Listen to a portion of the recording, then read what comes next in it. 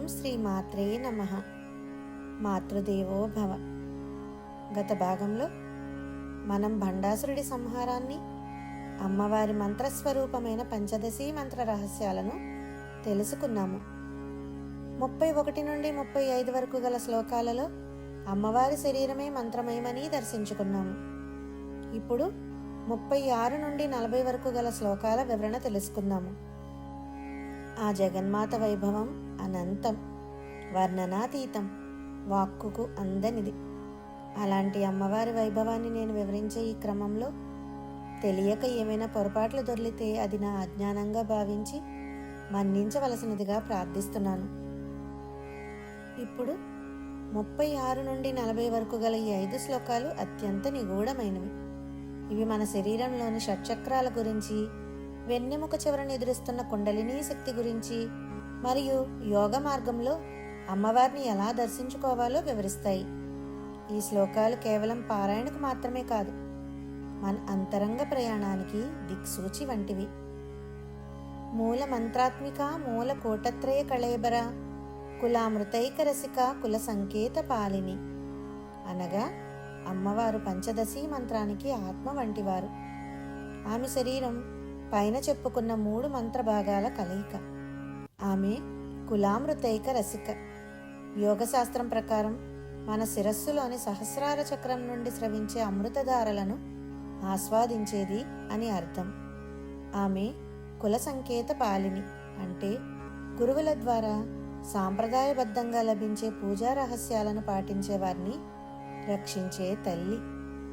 మనలోని ప్రాణశక్తిని జాగృతం చేసి మనల్ని బ్రహ్మానంద స్థితికి తీసుకువెళ్లే శక్తి ఆ తల్లికి మాత్రమే ఉంది.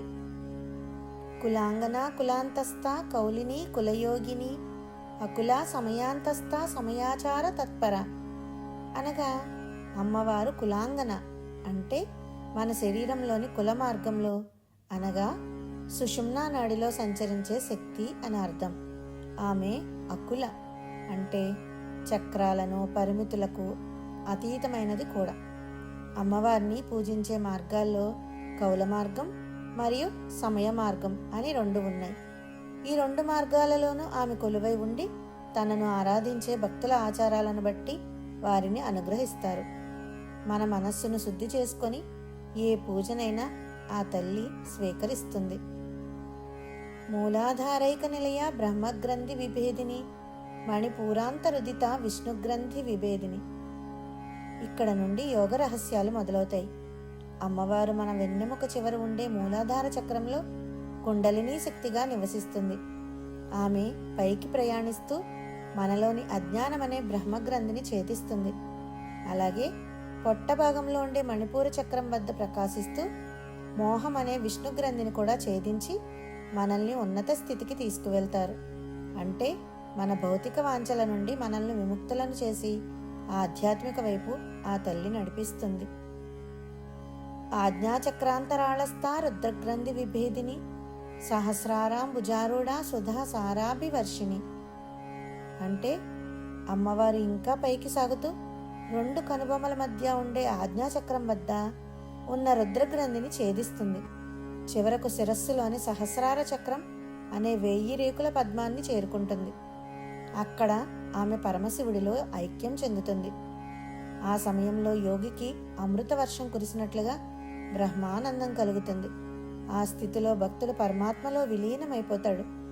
ఈ అమృత వర్షమే మనల్ని జనన మరణ చక్రం నుండి కాపాడుతుంది. తటిల్లతా సమరుచి షట్చక్రోపరి సంస్థిత మహాశక్తి కుండలిని బిసతంతు తనీయసి అనగా అమ్మవారు మెరుపు తీగలాంటి ప్రకాశంతో వెలిగిపోతూ ఉంటుంది. ఆమె 6 చక్రాలకు పైన అనగా సహస్రార చక్రంలో స్థిరంగా ఉంటుంది. ఆమె అత్యంత శక్తివంతమైన మహాశక్తి.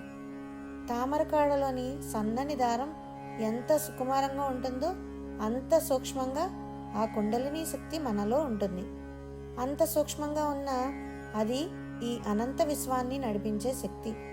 మనలో నిద్రాణమై ఉన్న ఆ శక్తిని భక్తితో ధ్యానంతో జాగృతం చేసుకోవడమే మానవ జన్మ సార్థకత.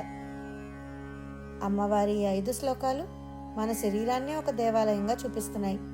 మన వెన్నెముక అడుగున ఉన్న శక్తిని తలపు పైకి తీసుకువచ్చి సహస్రారంలోని అమృతాన్ని ఆస్వాదించమని ఇవి మనల్ని ప్రేరేపిస్తున్నాయి. మనం ఏకాగ్రతతో అమ్మవారిని ధ్యానిస్తే మనలోని అజ్ఞాన గ్రంథులన్నీ వీడిపోయి ఆ తల్లి కురిపించే జ్ఞానామృతంలో మనం తడుస్తాము. ఆ కుండలిని స్వరూపిణి మనందరిలో జ్ఞానజ్యోతిని వెలిగించాలని కోరుకుంటూ స్వస్తి. జై శ్రీమాత్రే నమః.